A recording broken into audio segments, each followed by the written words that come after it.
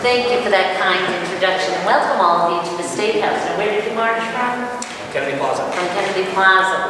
What a great day to do it, too. The weather couldn't be nicer out there. I want to thank Jamie for that very kind introduction.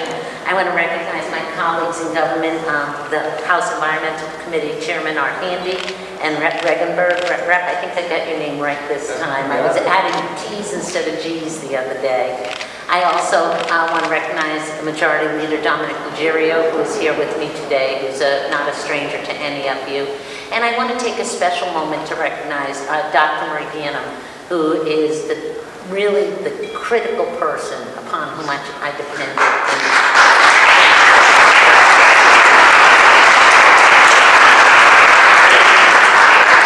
So welcome here to the State House. Last Friday, we marked Earth Day. I had the opportunity to plant a tree and celebrate a lot of planting of daffodils with Representative Carson and some of my local environmentalists.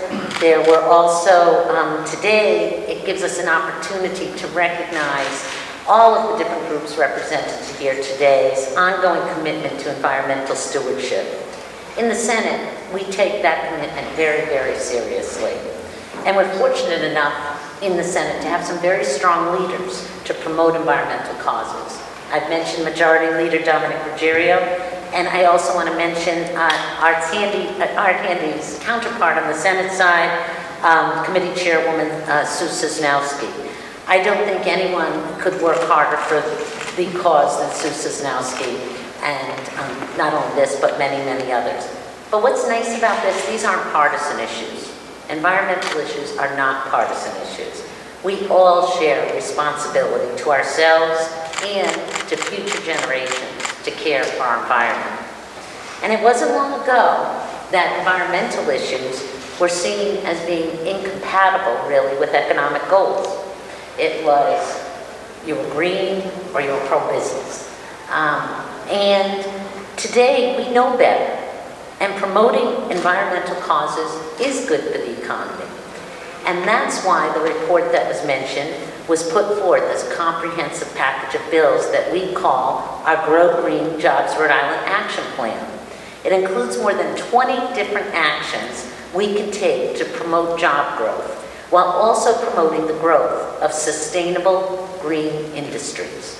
The green economy is an area of strength for our state, and it's growing. The clean energy industry grew at 6.6% rate between 2014 and 2015, more than 6 times the rate of overall job growth, which was 1%. The 2016 Clean Energy Jobs Report released earlier by the Office of Energy Resources found that clean energy employment has increased by 40% over last year and accounts for 14,000 jobs, or 3% of our statewide labor force.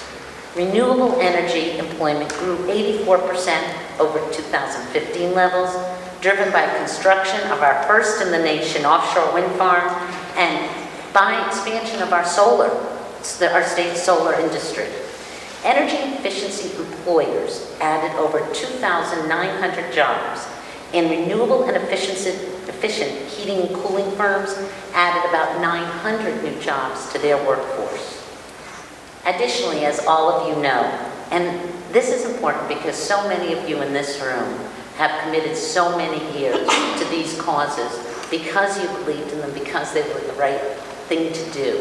But now you have an opportunity to really promote those as critical to our economic growth. 2014 and 2015 were the hottest years on record by far. And as my colleagues have often mentioned, adapting to the challenges presented by rising temperatures and rising seas also presents opportunities for job growth. What are those areas? Renewable energy, including newer renewable energy businesses, energy conservation in homes and firms that heat with oil, constructing environmentally sound infrastructure, our schools, our nursing homes, waterfront and low-lying building design to withstand flooding. This year, the Senate has already passed several important measures, extending the Renewable Energy Standard, extending the Renewable Energy Development Fund, and expanding the Renewable Energy Growth Program. adding 400 megawatts of renewable energy over 10 years.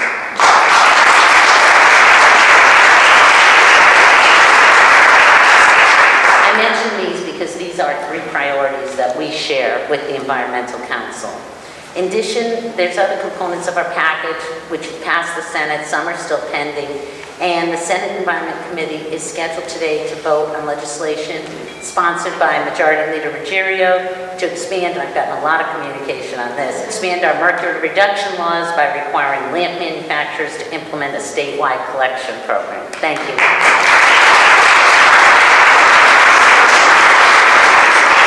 In closing, I just want to say I look forward to working in the future with the Environmental Council.